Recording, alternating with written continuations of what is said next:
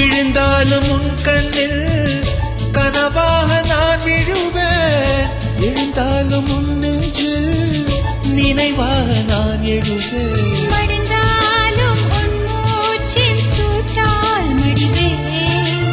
பிறந்தாலும் உன்னையே தான் மீண்டும் சேர்வேன். இனி உன் மூச்சை கடன் வாங்கி நான் வாழுவேன்.